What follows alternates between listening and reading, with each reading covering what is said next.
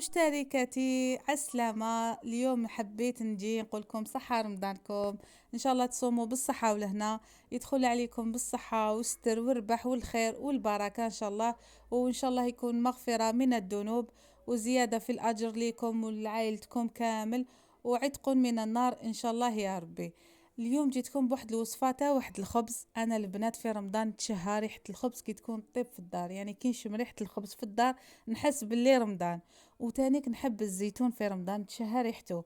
اما اليوم جمعتهم كامل. هو ماشي خبز بالزيتون بصح خبز فيه زيتون فرمات كيما حبيتو، والبنة هايلة.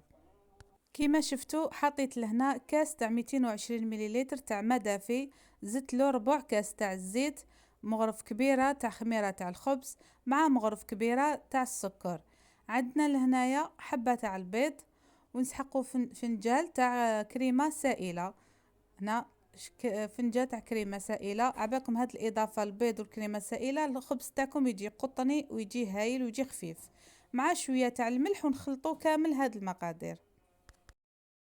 هنا بعد ما هاني خلطت كامل هكذا السوائل، نجيب الفارينة ونبدا نضيف فيها بالتدريج. ما نقدرش نقول لكم الكيل تاع الفارينة شحال خدات لي. المهم انكم ما ديروهاش قاصحه.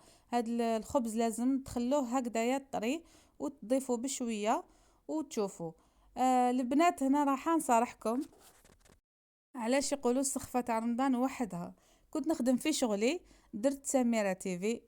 على بالكم الوصفات، انا سميرة تيفي نحب نشعلها في رمضان كاش ما ندو افكار هكذا. جا درت الشيف فارس دار هاد الخبز، وقال لكم باللي قعدت نشوف فيها ويخلط فيها هكذا ساهل ساهل. قلت فارينة عندي، المقادير كاينة، الزيتون راهو في الدار، ايا وعلاش ما نروحش نوجدو. كي جيت نوجد الخبز زدت شعلت لكم تليفون وزدت صورت لكم هاد الوصفة، يعني كامل رايحين نستفادوا من هاد الوصفة ان شاء الله.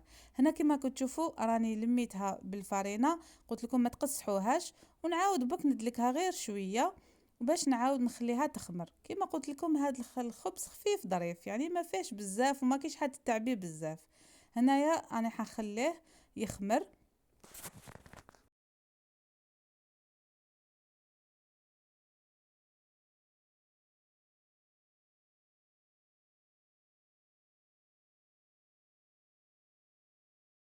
هنا خليت العجينة خمرت واحد الساعة باش عاود وليت لها.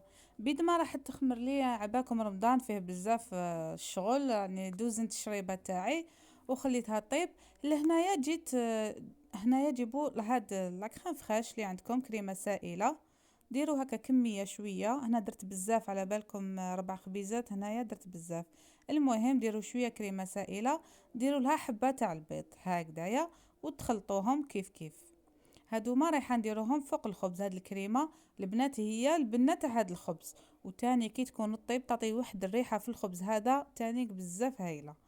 هنا بعد ما خلطت هاد المكونات، التزيين تاع الخبز تاعي. هنايا كان عندي انا شوية البنات شوية غريير. هنا ما نقولكمش الفرامج واش ديروا، تحبوا ديروا شيدار ترابي واه، تحبوا ديروا اي نوع تاع فرماج. هنا عندنا الزيتون، عندي زيتون الاخضر، درت شويه زيتون فيولي. طوماطيش كانت عندي قطعتها هكذايا مربعات. شاف فارس دار لي طوماط سيريز بصح انا درت هكا. وهنا عندي شويه تاع هذه هو ما دارهاش بصح انا درتها. عندي تاع شويه تاع الزعتر، كيما تحبوا انا ولا تحبوا ديروا لي زيغ دو بروفونس من الفوق ترشوها. هنا شوفوا العجينه تاعي بعد ما خمرت لي، هاي ليك خمرتها هايله، غير ساعه برك وخمرت لي بيان. هنا شكلتها على 4 خبيزات. هاد الكميه اللي درناها تخرج لكم 4 خبيزات. هنايا تحلوها هكا، تعاونوا روحكم بالحلال. من بعد هكا تبسطيها مليح بيدكم.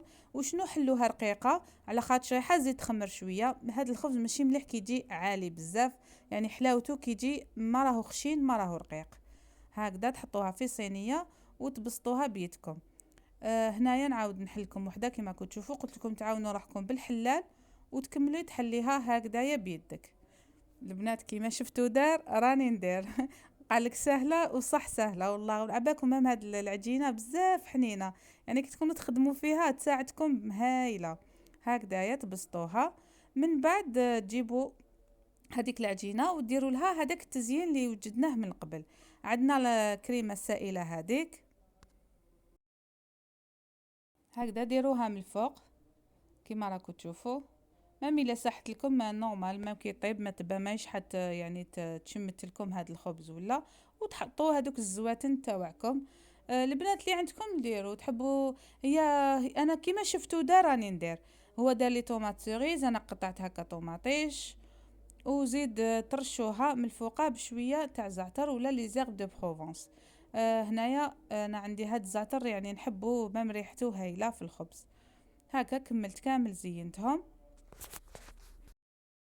هنا الفوق تاعي راهو شاعل البنات، راهو يسخن على 220 درجة. على بالكم الخبز لازم له الفوق يكون سخون، شعلوه من قبل.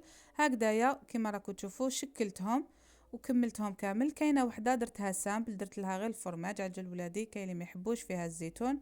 نغطيها ونخليها تخمر واحد 5 دقائق ولا هكاك 5 دقائق الماكسيموم، ومن بعد ندخلها طيب نحمرها مليح.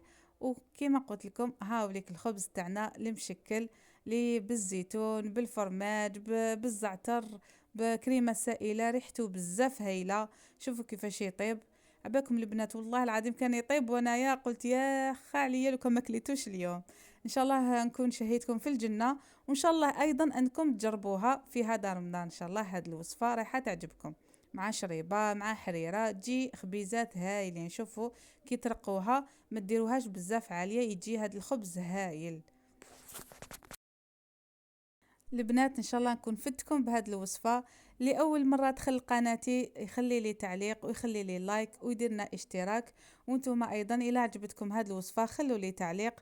نقول لكم كالعاده نحبكم بزاف والى الملتقى ان شاء الله، وصحه فطوركم.